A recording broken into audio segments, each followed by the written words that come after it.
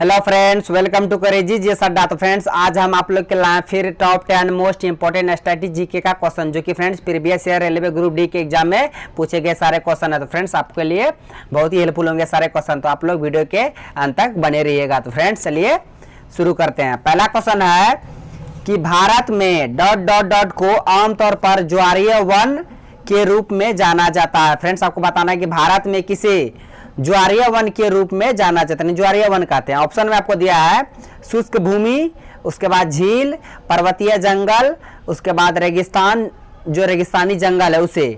तो ये चारों ऑप्शन में, तो फ्रेंड्स इसका आंसर होगा ऑप्शन बी, यानी कि झील। झीलों को फ्रेंड्स भारत में आमतौर पर ज्वारीय वन कहा जाता है। किसे? झीलों को। आप इसे ध्यान में रखिएगा, क्योंकि देखिए फ्रेंड्स, ज्वारीय वन किस क्षेत्र में पाया जाता है? तो फ्रेंड्स, ये समुद्र तटीय जो क्षेत्र है, दलदली भाग है, डेल्टाई भाग है, वहां पे ज्वारीय वनस्पति पाया जाता है, ज्वारीय वन कहा जाता है। तो जहां पे डेल्टाई भाग और नम वाले क्षेत्र कहाँ होगा? तो झीलों के ही किनारे होगा ना, नमी वाले क्षेत्र, डेल्टाई भाग। तो फ्रेंड्स, इसलिए इसका आंसर ऑप्शन बी हो जाएगा। झीलों को भारत में ज्वारीय वन कहा जाता है। फ्रेंड्स, क्वेश्चन पूछे ज्वारीय वन, आप लोग को बता दे कि ज्वारीय वन के उदाहरण कौन कौन से वन जिसको हम लोग ज्वारीय वन के अंतर्गत रखेंगे। तो जिस तरह देखिए, मैग्रोव ये ज्वारीय वन हो गया, नारियल, सुंदरी वन, ताड़ हुआ, बेत हुआ, बांस हुआ, ये आदि सभी ज्वारीय वन का उदाहरण है और ये डेल्टाई भागों में पाया जाता है। और ये खासतौर पर ये झीलों के को ना ही भारत में ज्वारीय वन कहा जाता है। आप इसे ध्यान में रखिएगा, बहुत ही इंपॉर्टेंट क्वेश्चन था। तो फ्रेंड्स, चलते हैं अब नेक्स्ट क्वेश्चन की ओर। तो नेक्स्ट क्वेश्चन है कि डॉट डॉट डॉट कोशिका विभाजन में वृद्धि करता है। आपको बताने चारों ऑप्शन में कौन कोशिका विभाजन यानी कि सेल डिवीजन में वृद्धि करता है। कोशिका विभाजन में ऑप्शन में आपको दिया है गिब्रेलिन्स, ऑक्सिन, उसके बाद साइटोकाइनिन, उसके बाद ऑब्सिसिक एसिड। तो इसका आंसर होगा ऑप्शन सी, यानी कि साइटोकाइनिन। साइटोकाइनिन हार्मोन ये कोशिका विभाजन में वृद्धि करता है। किसमें? कोशिका विभाजन में वृद्धि कौन करता है? Cytokinin hormone. चूंकि बहुत ही इंपॉर्टेंट क्वेश्चन था, अब पिछले कई एग्जाम में पूछा भी है कि कोशिका का जो विभाजन है उसमें कौन सहायक होता है, कौन वृद्धि करता है? तो साइटोकाइनिन हार्मोन ही कोशिका विभाजन में सहायक होता है। आप इसे ध्यान में रखिएगा, बहुत ही इंपॉर्टेंट क्वेश्चन था। आप पूछेगा इसका खोज कौन किया था? मिलर ने किया था। कब किया था? तो 1955 ईस्वी में मिलर ने साइटोकाइनिन की खोज किया था और उसका नामकरण दिया था लिथाम ने। आप दोनों बातों को याद रखिएगा, बहुत ही इंपॉर्टेंट क्वेश्चन था फ्रेंड्स।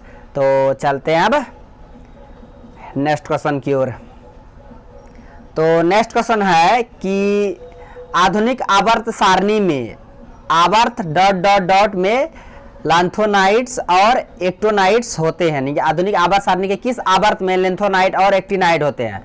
ऑप्शन में आपको दिया है 3 और 4, 5 और 6, 6 और 7, उसके बाद 4 और 5। तो इसका आंसर होगा ऑप्शन सी, यानी कि 6 और 7। आधुनिक आवर्त सारणी के छठे आवर्त में 6 और 7 आवर्त में लैंथेनाइट और एक्टिनाइट होते हैं। तो आधुनिक आवर्त सारणी में जो परमाणु संख्या है वो 57 से लेकर 71 तक जितने भी तत्व हैं वे सभी एक्टिनाइट श्रेणी के अंतर्गत आएंगे। और वहीं 7वें आवर्त के तीसरे वर्ग में 89 से लेकर परमाणु संख्या 89 से लेकर 103 तक जितने भी तत्व हैं वे सभी एक्टिनाइट श्रेणी के अंतर्गत आते हैं। आप ये दोनों बातों को याद रखिएगा। जो लैंथेनाइट है ये 57 से लेकर 71 तक, परमाणु संख्या 57 से लेकर 71 तक छठे आवर्त के तीसरे वर्ग में ये लैंथेनाइट श्रेणी है। उसके बाद परमाणु संख्या 89 से लेकर 103 तक 7वें आवर्त के तीसरे वर्ग में ये एक्टिनाइट श्रेणी के अंतर्गत आते हैं। आप दोनों बातों को याद रखिएगा। और क्वेश्चन पूछेगा कि आधुनिक आवर्त सारणी जो है उसका मतलब खोज कौन किया था, इसको बनाया कौन था? तो फ्रेंड्स, आधुनिक आवर्त सारणी को मोस्ले ने बनाया था और ये परमाणु संख्या पर आधारित था। इससे पहले अगर आवर्त सारणी पूछेगा तो वो मेंडलीव ने बनाया था, वो परमाणु द्रव्यमान पर आधारित था। और उससे भी पहले एक तिर्यक नियम है, तिर्यक रूल, आप पढ़े ही होंगे कि तिर्यक नियम किसने दिया था? तो फ्रेंड्स, तिर्यक नियम ने दिया था डोबेराइनर ने दिया था। डोबेराइनर ने तिर्यक नियम ने दिया था। और ऑक्टेव रूल बहुत बार पूछा है कि अष्टक नियम जो है वो किसने दिया था? तो न्यूलैंड ने दिया था अष्टक नियम। आप दोनों बातों को याद रखिएगा कि तिर्यक नियम डोबेराइनर ने, अष्टक नियम जिसे हम लोग ऑक्टेव रूल कहते हैं वो न्यूलैंड ने। उसके बाद परमाणु जो आवर्त सारणी है वो मेंडलीव ने दिया था, तो परमाणु द्रव्यमान पर आधारित था। लेकिन आधुनिक आवर्त सारणी मोस्ले ने दिया और ये परमाणु संख्या पर आधारित है। तो फ्रेंड्स, ये चारों क्वेश्चन को याद रखिएगा, बहुत ही इंपॉर्टेंट क्वेश्चन था फ्रेंड्स, हम आपको बता दिए। तो चलते हैं अब नेक्स्ट क्वेश्चन की ओर। नेक्स्ट क्वेश्चन है कि सफेद phosphorus co dot dot dot में संग्रहित किया जाता है। अब बताना है कि सफेद फास्फोरस को किस में रखा जाता है। ऑप्शन में आपको दिया पानी, हाइड्रोजन, शराब, ऑक्सीजन। तो इसका आंसर होगा ऑप्शन ए यानी कि पानी। पानी में संग्रहित किया जाता है, पानी में रखा जाता है सफेद फास्फोरस को। चूंकि फ्रेंड्स ये बहुत ही अधिक क्रियाशील होते हैं, ये वायु के अंतर्गत आने से अधिक क्रियाशील होते हैं, इसलिए इसको पानी के अंतर्गत रखा जाता है। और ये प्रकाश में छोड़ने पर ये धीरे धीरे पीला हो जाता है, इसलिए हम लोग पीला फास्फोरस भी इसे कहते हैं। और इसका गंध लहसुन की तरह होता है और इसका अणुसूत्र P4 होता है। आप इसे भी ध्यान में रखिए, क्योंकि सफेद फास्फोरस को किस में रखा जाता है, पानी में रखा जाता है। अगर यहीं पे रहता सोडियम रहता तो उसको केरोसिन में रखा जाता है, और सोडियम सबसे मुलायम धातु है जिसको हम लोग चाकू से भी काट सकते हैं। इससे भी क्वेश्चन पूछता है। और कभी कभी क्वेश्चन पूछता है जो माचिस है फ्रेंड, जो सलाई बोलते हैं, उसमें किस फास्फोरस का यूज किया जाता है, तो उसमें लाल फास्फोरस का यूज किया जाता है माचिस में। आप इसको भी याद रखिएगा। तो चलते हैं अब नेक्स्ट क्वेश्चन की ओर। तो नेक्स्ट क्वेश्चन है कि फतेहपुर सीकरी या विजय का सारी से कहते हैं। तो फ्रेंड्स ये फतेहपुर सीकरी 12 साल तक डॉट डॉट डॉट की राजधानी थी। किसकी राजधानी थी 12 साल तक फतेहपुर सीकरी? ऑप्शन में आपको दिया बाबर, अकबर, बहादुर शाह जफर, उसके बाद कौन है, औरंगजेब। तो इसका आंसर होगा ऑप्शन बी यानी कि अकबर। अकबर ने 12 साल तक फतेहपुर सीकरी को अपनी राजधानी बनाया था। कौन? अकबर ने। आप इसे ध्यान में रखिएगा। और क्वेश्चन पूछे इसको राजधानी कब बनाया था अकबर, तो 1571 ईस्वी में अकबर ने फतेहपुर सीकरी को अपना राजधानी बनाया था। और ये फतेहपुर सीकरी किसका निवास स्थान था, तो ये शेख सलीम चिश्ती का निवास स्थान था, जो कि अकबर का गुरु था। और कहा जाता है कि यही शेख सलीम चिश्ती का आशीर्वाद से अकबर को पुत्र हुआ था।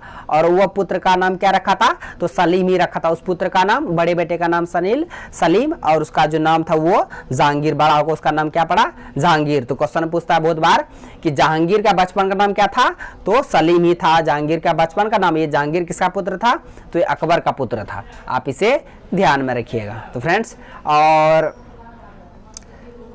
क्वेश्चन पूछता है कि सलीम चिश्ती का दरगाह कहां पे है, तो फ्रेंड्स सलीम चिश्ती का भी दरगाह कहां पे है, फतेहपुर सीकरी में ही है। आप इसे भी ध्यान में रखिएगा। जो बुलंद दरवाजा, भारत का सबसे ऊंचा दरवाजा बुलंद दरवाजा, ये भी कहां पे है, फतेहपुर सीकरी में ही है। और इसको बनाया था कौन, अकबर ने बना था। पूछेगा किस विजय के उपलक्ष्य में अकबर ने फतेहपुर सीकरी में बुलंद दरवाजा का निर्माण कराया था, तो फ्रेंड्स वो गुजरात विजय के उपलक्ष्य में अकबर ने फतेहपुर सीकरी में बुलंद दरवाजा का निर्माण किया था। आप इसे ध्यान में रखिएगा, बहुत ही इंपॉर्टेंट क्वेश्चन था। नेक्स्ट क्वेश्चन है फ्रेंड्स कि आर्ट ऑफ लिविंग के प्रस्तावक और प्रचारक कौन है, आपको बताना है फ्रेंड्स। ऑप्शन में आपको दिया सहजानंद स्वामी, श्री श्री रविशंकर, पंडित रविशंकर, उसके बाद स्वामी नारायण। तो इसका आंसर होगा ऑप्शन बी यानी कि श्री श्री रविशंकर ने आर्ट ऑफ लिविंग के प्रस्तावक और प्रचारक है। फ्रेंड्स हम बता दें, जो आप लोग को दिमाग में आता हुआ आर्ट ऑफ लिविंग है क्या, तो फ्रेंड्स देखिए ये जो दिन प्रतिदिन के जो तनाव होते हैं, खिंचाव होते हैं, इसके बीच में खुश रहकर जीवन का आनंद लेना ही आर्ट ऑफ लिविंग है। और इसके प्रचारक कौन है, तो श्री श्री रवि शंकर इसके प्रचारक है आर्ट ऑफ लिविंग के। आप इसे ध्यान में रखिएगा फ्रेंड। ये देखिए यही है श्री श्री रवि शंकर, जो कि आर्ट ऑफ लिविंग के प्रचारक हैं। आप इसे ध्यान में रखिएगा, बहुत ही इंपॉर्टेंट क्वेश्चन था फ्रेंड्स। चलते अब नेक्स्ट क्वेश्चन की ओर।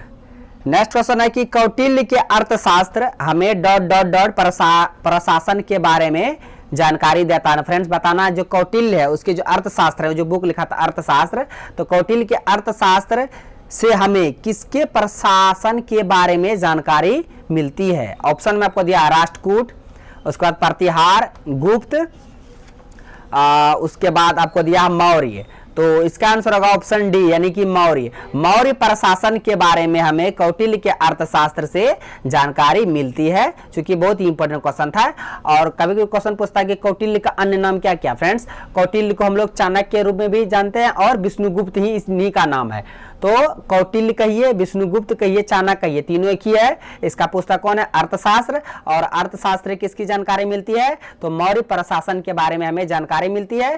क्वेश्चन पूछता है कि चाणक्य के द्वारा जो लिखा गया अर्थशास्त्र को अंग्रेजी में अनुवाद सर्वप्रथम किसने किया था। क्वेश्चन बहुत ही इंपॉर्टेंट है कि चाणक्य के द्वारा लिखा गया अर्थशास्त्र को अंग्रेजी में अनुवाद सबसे पहले कौन किया था, तो श्याम प्रसाद शास्त्री ने सबसे पहले अर्थशास्त्र को अंग्रेजी में अनुवाद किया था। कौन किया था, श्याम प्रसाद शास्त्री। आप इसे ध्यान में रखिएगा, बहुत ही इंपॉर्टेंट क्वेश्चन था फ्रेंड्स। इसी से रिलेटेड एक क्वेश्चन पूछता है कि इंडिका, इंडिका जो पुस्तक वो किसका है, तो वो मेगास्थनीज का है, वो भी चंद्रगुप्त मौर्य के दरबार में ही थे और उनके भी पुस्तक से हमें मौर्य प्रशासन के बारे में जानकारी मिलती है। आप दोनों को याद रखिएगा, अर्थशास्त्र कौटिल्य का और इंडिका मेगास्थनीज का, चूंकि बहुत ही इंपॉर्टेंट क्वेश्चन था इसलिए हम आपको बता दिए। तो फ्रेंड्स चलते अब नेक्स्ट क्वेश्चन की ओर।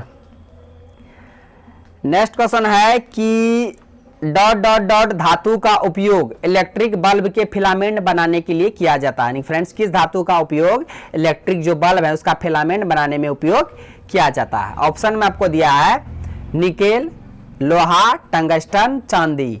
तो इसका आंसर होगा ऑप्शन सी, यानी कि टंगस्टन धातु का उपयोग किया जाता है इलेक्ट्रिक बल्ब के फिलामेंट को बनाने में। और कभी क्वेश्चन पूछता है कि भारत में सबसे अधिक टंगस्टन का उत्पादन कहाँ होता है, तो फ्रेंड्स हम बता दें कि भारत में सबसे अधिक टंगस्टन का उत्पादन होता है डेगाना।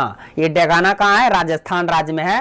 तो ये डेगाना खान से भारत में सबसे अधिक टंगस्टन का उत्पादन होता है और इसका पूछे गलनांक कितना होता है, तो लगभग 3500 डिग्री सेल्सियस का गलनांक होता है और इसको संकेत करते हैं डब्ल्यू से। डब्ल्यू यानी कि वोल्फ्राम, डब्ल्यू यानी कि वोल्फ्राम, इसको डब्ल्यू से सूचित करते हैं टंगस्टन को। आप इसे ध्यान में रखिएगा। सबसे अधिक कहाँ पाया जाता है, तो इसका उत्पादन सबसे अधिक डेगाना खान राजस्थान में होता है। क्वेश्चन इससे रिलेटेड पूछता है कि खेतड़ी, जो खेतड़ी कहाँ है, ये भी तांबे के लिए प्रसिद्ध है, ये राजस्थान में है। दोनों बातों को याद रखिएगा, बहुत ही इंपॉर्टेंट क्वेश्चन था। तो फ्रेंड्स चलते अब नेक्स्ट क्वेश्चन की ओर। तो नेक्स्ट क्वेश्चन है कि Durga Puja dot dot dot का मुख्य त्योहार है।